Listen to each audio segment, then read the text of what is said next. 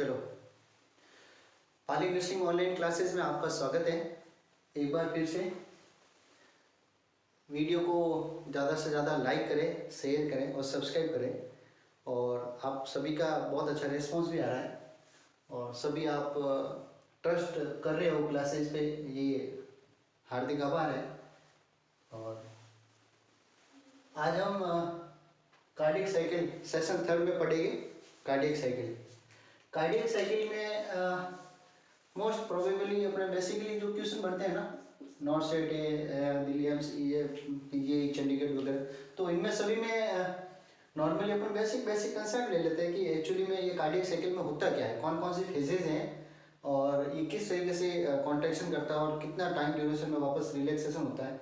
Systole किसको कहते हैं, डायसिस्टोल किसको कहते हैं, स्ट्रोक वॉल्यूम क्या होता है ना, और एंड स्ट्रोक वॉल्यूम क्या होता है, एंड डायसिस्टोल वॉल्यूम क्या होता है, कार्डियक आउटपुट किसको कहते हैं, और नॉर्मली कितना होता है, मेन एट्रियल जो प्रेशर होता है वो किस तरीके से अपन मैंने मतलब कैलकुलेट करते हैं और कितना होना चाहिए नॉर्मली।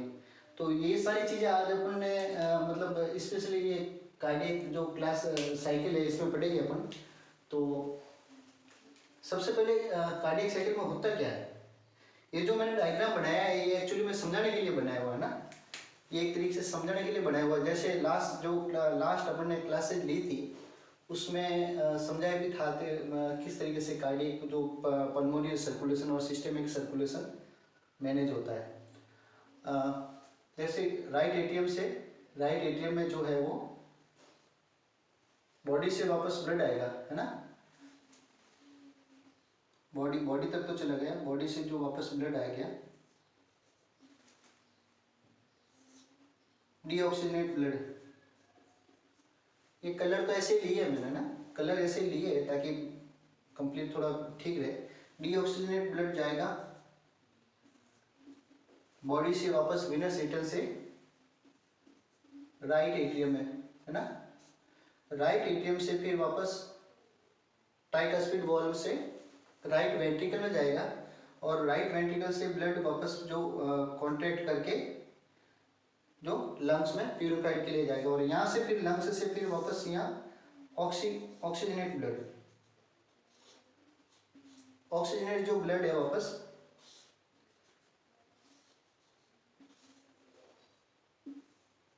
पल्मोनरी वेन से होता हुआ कहाँ जाएगा,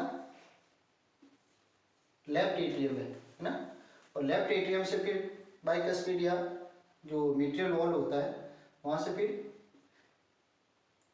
सेमिनल वॉल से फिर सिस्टमिक सर्कुलेशन के लिए ऑक्सीजनेट ब्लड रहता है वो बॉडी के लिए टिश्यू के लिए निकल जाता है। यहाँ तक तो अपन ने पढ़ लिया। आज अपन कार्डियक साइकिल में देखेंगे। कार्डियक साइकिल में क्या होता है एक्चुअली में, जो सीरीज ऑफ इवेंट्स है ना, सीरीज ऑफ इवेंट्स क्यों हार्ट जो है, heart act as a pump, है ना, बॉडी में heart act as a pump की तरह काम करता है, जिसमें कार्डियक साइकिल में क्या होता है, जो सीरीज ऑफ इवेंट्स है ना, सीरीज ऑफ इवेंट्स मतलब एक सीक्वेंस होती है जिसमें 7 फेजेज होती है। कितनी फेजेज होती है, 7 फेजेज कार्डियक साइकिल में। जो अपन बेसिकली ये देखें तो इसमें 7 फेजेज होती है। 7 फेजेज में अपन देखेंगे कि आर्टेरियल जो कॉन्ट्रैक्शन होता है वो किस तरीके से होता है, आइसोवॉल्यूमेट्रिक कॉन्ट्रैक्शन है वो किस तरीके का होता है, रैपिड इंजेक्शन में क्या होता है और रेड्यूस इंजेक्शन में क्या होता है, आइसोवॉल्यूमेट्रिक रिलैक्सेशन में क्या होता है और रैपिड फिलिंग में क्या होता है और रेड्यूस फिलिंग में क्या होता है। तो सबसे पहले कार्डियक साइकिल में अपन ने बचपन से ही पढ़ते आ रहे हैं, स्कूल में भी कई बार पढ़ा है, जो साइंस की बुक्स वगैरह उसमें पढ़े भी है अपने, कि नॉर्मली जो कार्डियक साइकिल जो होता है उसका ड्यूरेशन कितना होता है, 0.8 सेकेंड। ये अपन ने पढ़ा है आज दिन तक, है ना, ये अपन ने पढ़ा है। मीन्स ये है कि अगर एक हेल्दी पर्सन में 72 बीट्स पर मिनट, 72 बीट्स पर मिनट के हिसाब से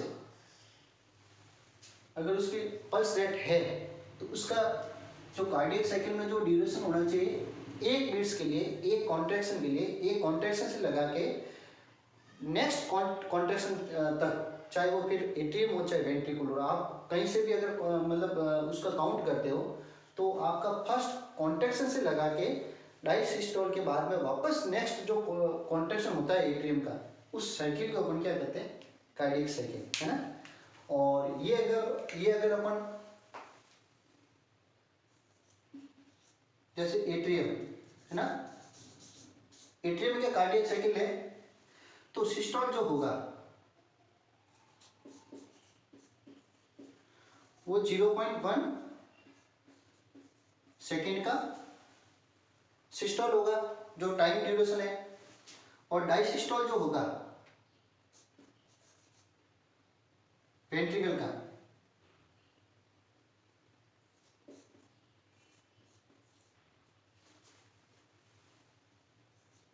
जीरो पॉइंट 7 सेकेंड, है ना। इसी तरह अगर अपन वेंट्रिकल में ले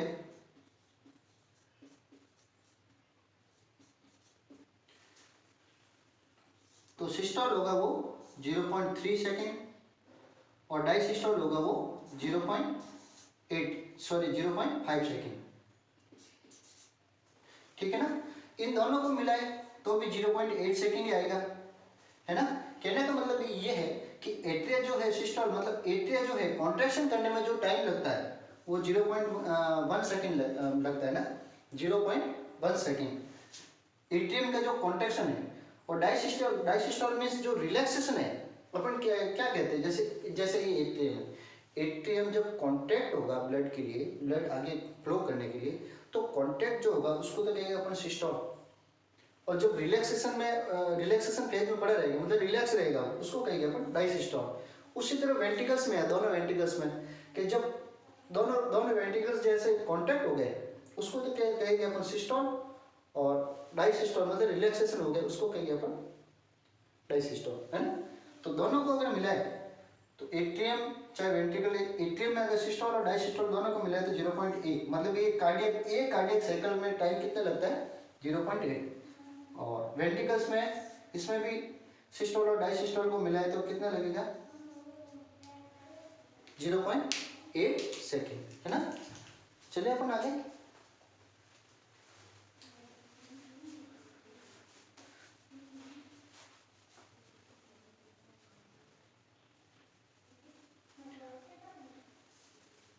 अब अपन क्या करते हैं, अब अपन एक्चुअली में इसकी फेज पढ़ लेते हैं, इसकी फेज पढ़ लेते हैं अपन।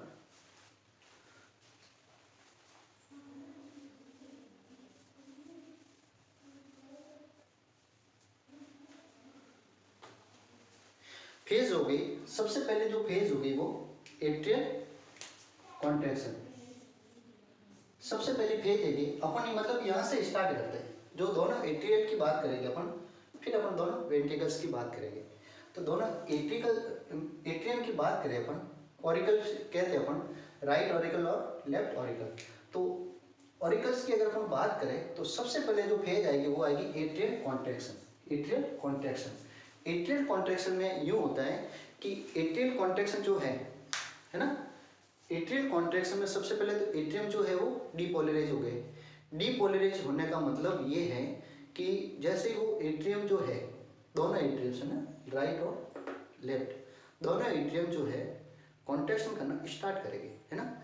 जैसे ही वो कॉन्ट्रैक्शन करना स्टार्ट हो गए, है ना, तो एट्रियल का जो चैम्बर का दोनों प्रेशर है, दोनों एट्रियल की बात कर रहा हूँ मैं, तो दोनों एट्रियल क्यों कि जब कॉन्ट्रैक्ट हो गए, जब दोनों सिकुड़ेंगे, जब दोनों कॉन्टैक्ट हो गए तो क्या होगा, इसमें प्रेशर राइज होगा, प्रेशर इंक्रीज होगा, क्या होगा, इसमें प्रेशर बढ़ेगा। जब कॉन्टैक्ट हो गए दोनों एट्रिया तो उसमें क्या होगा, नंबर 1 प्रेशर बढ़ेगा। जब प्रेशर बढ़ेगा, इस दोनों में जब प्रेशर बढ़ गया, है ना, जब प्रेशर बढ़ गया तो ये क्या होगा, दोनों वॉल्व ओपन हो जाएंगे, है ना। क्या होगा, ये दोनों वॉल्व ओपन हो जाएंगे। कौन कौन से, दोनों एट्रियो वेंट्रिकल जो वॉल्व है दोनों के दोनों ओपन हो गया। क्यों हो जाएंगे, क्योंकि जब इसमें प्रेशर बढ़ेगा, दोनों में प्रेशर बढ़ गया तो दोनों के दोनों ओपन हो जाएंगे। और ओपन होने के बाद क्या होगा, जो रैपिड मतलब यहाँ से रैपिड जो फास्ट फास्ट जो ब्लड है वो वेंट्रिकल्स की तरफ आ जाएगी, क्योंकि जैसे ही ओपन हो गया, ओपन हुआ तो ब्लड इस साइड में आ गया और ये फिल हो जाएगा, है ना। ये हो गई इसकी फर्स्ट। अब उसके बाद में क्या होगा, जब ब्लड फ्लो है दोनों वेंट्रिकल्स में आ गया तो स्लोली स्लोली जब दोनों दोनों ब्लड भरे हुए थे, कांटेक्ट हुए, कांटेक्ट होने के बाद में प्रेशर बढ़ा दोनों में, दोनों एट्रियम में जब प्रेशर बढ़ा तो जो एट्रियोवेंट्रिकल वाल्व, एट्रियोवेंट्रिकल मींस राइट साइड में तो ट्राइकस्पिड वाल्व खुल जाएगा और लेफ्ट साइड में मिट्रियल वाल्व या जो बाइकस्पिड जो वाल्व है वो ओपन हो जाएगा।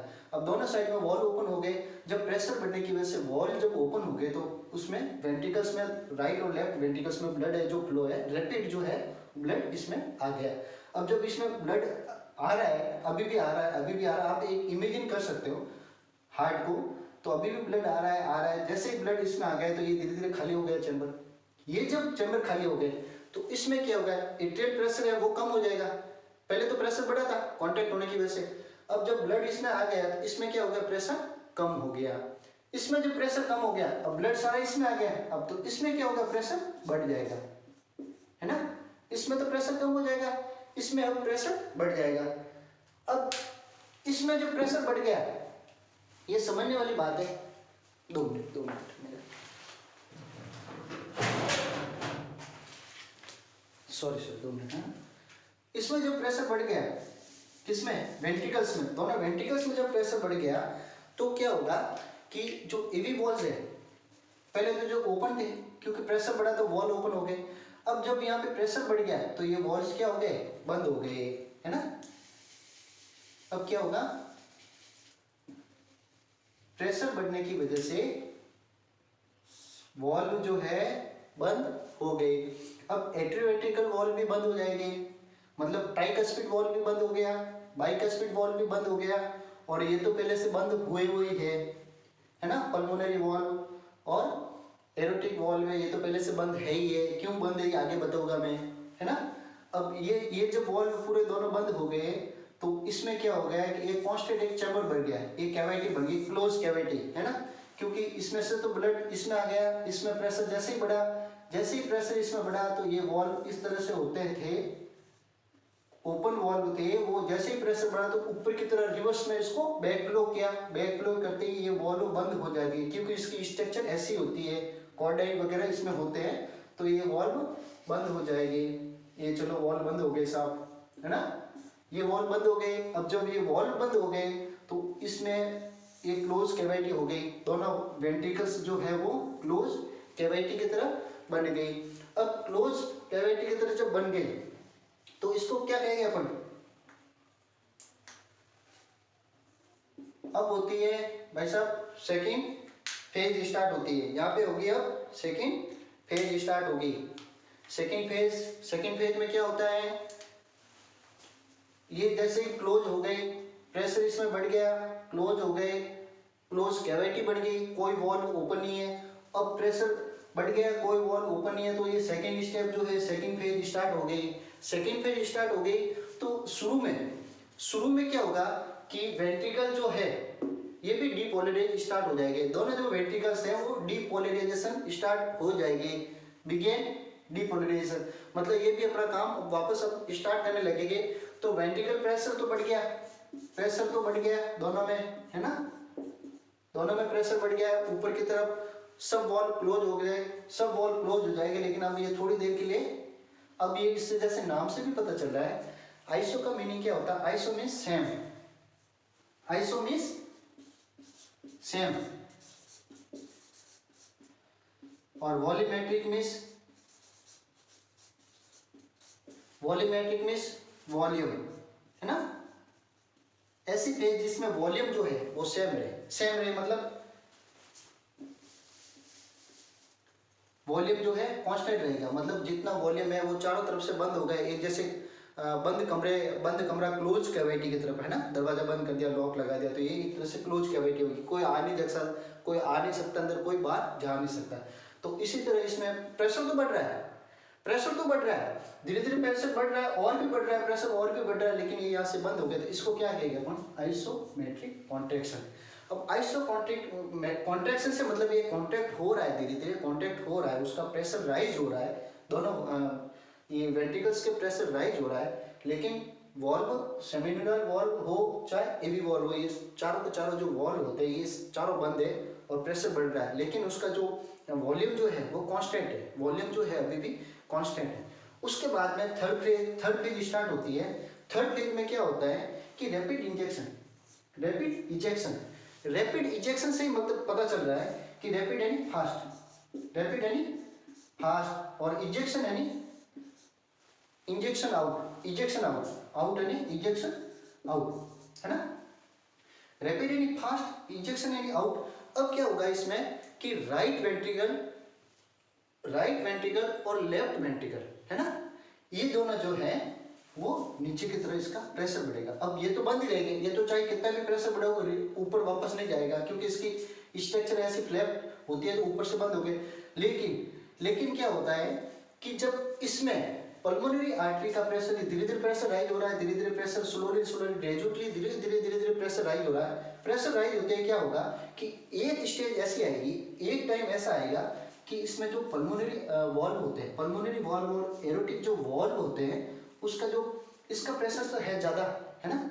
एक टाइम ऐसा आएगा कि राइट वेंट्रिकल का जो प्रेशर है वो पल्मोनरी मतलब पल्मोनरी जो आर्टरी होती है ना, पल्मोनरी आर्टरी होती है, उससे ज़्यादा प्रेशर किसमें, राइट वेंट्रिकल में हो जाएगा, और लेफ्ट वेंट्रिकल में इतने ज़्यादा प्रेशर हो जाएगा किससे, इससे जो मतलब एरोटिक जो ये एरोटा होता है, एरोटा से भी ज़्यादा प्रेशर किसमें हो जाए, मतलब इन दोनों में जब प्रेशर ज़्यादा हो जाएगा, किसकी तुलना में, इसकी तुलना में और इसकी तुलना में, इसकी तुलना में इसका प्रेशर राइट वेंट्रिकल का ज़्यादा हो जाएगा और इसकी तुलना में लेफ्ट वेंट्रिकल का प्रेशर ज़्यादा हो जाएगा।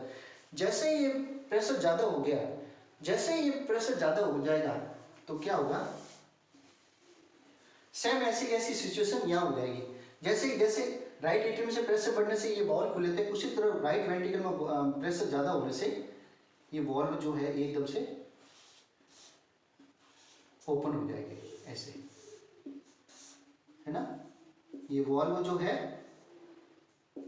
एकदम से ओपन हो जाएगा कि ऊपर की तरफ से आ रहा है ना प्रेशर, ऊपर की तरफ से, इसका स्ट्रक्चर ऐसे ही है, ऊपर की तरफ से प्रेशर जैसे आएगा तो वॉल्व ये ओपन हो जाएगी।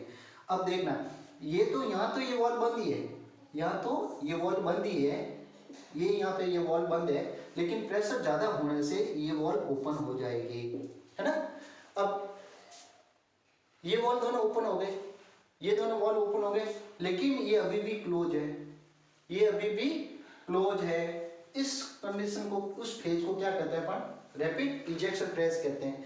अब रेड्यूस इजेक्शन का मतलब ये होता है कि सेमिलुलर वॉल्व है, सेमिलुलर जो वॉल्व है ये अभी भी ओपन है, लेकिन धीरे धीरे ब्लड फ्लो है वो नीचे की तरफ आ रहा है, पल्मोनरी आर्टरी और एरोटा की तरफ ब्लड आ रहा है। जैसे ये ब्लड आएगा इसका प्रेशर कम हो जाएगा, है ना। ये तो सोचने वाली बात है, पहले तो कैविटी बंद थी तो प्रेशर ज्यादा था, अब ये प्रेशर कम हो जाएगा, इसमें भी प्रेशर कम हो गया, इसमें भी प्रेशर कम हो गया। अब जब प्रेशर कम हो जाएंगे, अब जब इसमें प्रेशर कम हो जाएगा और इसमें जब प्रेशर ज्यादा हो जाएगा तो भाई सीधी सी बेसिकली जो है तो बिल्कुल ही नॉर्मली बात है, जब प्रेशर इसमें ज्यादा हो जाएगा तो ये भी वॉल्व क्लोज हो जाएगी, है ना। अब ब्लड तो सारा वेंट्रिकल दोनों खाली होकर इसमें आ गया ब्लड, है ना, आर्टरी और एरोटम आ गया, जब इसमें आ जाएगा तो ये भी वॉल्व जो है वो बंद हो जाएगी और ब्लड फ्लो है वो धीरे धीरे कम हो जाएगा। तो इसको क्या कहते हैं अपन, ये रेड्यूस इजेक्शन। अब क्या होगा, अब ये होगा कि रेड्यूस इजेक्शन के बाद में आइसो वॉल्यूमेट्रिक जो है वो फेज स्टार्ट हो जाती है, क्यों क्लोज, ये यहाँ पे भी बंद है, यहाँ पे बंद हो गए, अब ब्लड इसमें आ गया, ये दोनों खाली हो गया, है ना। ये खाली होने के बाद आइसो वॉल्यूमेट्रिक रिलैक्सेशन। अब देखो यहाँ तो आइसो वॉल्यूमेट्रिक कॉन्ट्रैक्शन था, मतलब कॉन्ट्रैक्ट हुआ था, है ना, यहाँ पे कॉन्ट्रैक्ट हुआ था। अब क्या होगा, आइसो वॉल्यूमेट्रिक रिलैक्सेशन मतलब रिलैक्स डायसिस्टोल की तरफ, है ना, रिलैक्सेशन की तरफ। तो इसमें क्या होगा, चारों वॉल्व बंद रहेंगे, ये वॉल्व बंद रहेंगे, एट्रियोवेंट्रिकुलर वॉल्व बंद रहेगी, उसके साथ में ये भी वॉल्व जो है वो बंद रहेगी। ये याद रखना अपन। आइसो वॉल्यूमेट्रिक में रिलैक्सेशन में क्या होता है, सब के सब चारों जो वॉल्व होते हैं वो बंद रहते हैं। और अब वेंट्रिकल्स में क्या हो गया, अब वेंट्रिकल्स में प्रेशर इसमें वेंट्रिकल्स में प्रेशर धीरे धीरे कम हो गया और कम होने के बाद सेंट्रीन्यूलर बॉन्ड बंद हो गए, है ना। तो ये अपने कौन सी फेज हो गई, आइसोवॉल्यूमेट्रिक फेज हो गई। उसके बाद में रैपिड फिलिंग। अब याद रखने वाली बात है, देखो इसमें लॉजिक सी बात ये है कि जब ये वॉल बंद है, ये वॉल बंद है, ये वॉल बंद है, ये वॉल बंद है, इस दो वेंट्रिकल्स में प्रेशर कम हो गया, तो वेंट्रिकल में प्रेशर कम होने से क्या होगा कि ये वॉल वापस खुल जाएंगे। क्यों? क्योंकि इसमें रैपिड फिलिंग की फेज में बता रहा हूँ 6 नंबर फेज में, क्योंकि जब पल्मोनरी सर्कुलेशन और सिस्टमिक सर्कुलेशन जो ब्लड है वो वापस वेनस रिटर्न से ब्लड राइट एट्रियम में और लेफ्ट एट्रियम में भी तो आ रहा है, वापस एट्रियम में ब्लड भी तो आएगा। यहाँ से तो चलो निकल गया बाहर, है ना, यहाँ से तो चलो बाहर निकल गया, लेकिन लंग्स है वो भी तो अपना काम करेगा। तो वो क्या करेगा, राइट एट्रियम से वो लंग्स जो है लेफ्ट एट्रियम में ब्लड वापस फिल कर रहा है वहां से, तो रैपिड फिल कर रहा है। और बॉडी जो है वेनस रिटर्न से ब्लड है जो राइट एट्रियम में रैपिड ये भी फिल कर रहा है। यहाँ पे प्रेशर कम होने की वजह से ये जो वॉल्व है वो वॉल्व खुल जाएगा और यहाँ से ब्लड है जो इसमें आएगा, तो ये बिल्कुल रैपिड फिल कर रहा है, तो इसमें भी वापस राइट एट्रियम से और लेफ्ट एट्रियम से ब्लड जो है, क्योंकि ये रिलैक्स हो जाएंगे, रैपिड फिलिंग में रिलैक्स हो जाएंगे, वॉल्व वापस ओपन रहेंगे। और जैसे ही वॉल्व ओपन रहेंगे, है ना, वेंट्रिकल्स तो रिलैक्स रहेंगे, वेंट्रिकल्स रिलैक्स रहेगा और एट्रियम में ब्लड है जो फ्लो हो जाएगा, मतलब बढ़ेगा। एट्रियम में ब्लड है क्यों, यहाँ से आएगा, यहाँ से आएगा, तो ये अपने लंग्स अपना काम करेगा, वेनस रिटर्न जो अपना काम करेगा, तो ये ब्लड एट्रियम में डालेगा और एट्रियम में डालने की वजह से एट्रियम में धीरे धीरे ब्लड फ्लो हो रहा है, ब्लड फ्लो होने से इसका जो प्रेशर है वो बढ़ेगा। तो अप्रॉक्स 90% जो ब्लड है वो राइट एट्रियम में बढ़ जाता है ना, 90% जो ब्लड है वो एट्रियम में बढ़ जाता है। उसके बाद रेड्यूस फिलिंग का मतलब ये है कि 90% ब्लड तो बढ़ गया है इसमें, लेकिन 10% जो ब्लड है वो क्या होगा, उसके बाद में 10% जो ब्लड है वो धीरे धीरे बाद में बढ़ेगा। और जैसे ये ब्लड बढ़ा, है ना, जैसे राइट एट्रियम में ब्लड बढ़ा, तो फिर वो एक कॉन्ट्रैक्शन वाली स्टेज स्टार्ट हो जाएगी, मतलब एट्रियल जो कॉन्ट्रैक्शन है ये वापस रिपीट, वो कार्डियक सर्कल ये जो एक तरह से वापस स्टार्ट हो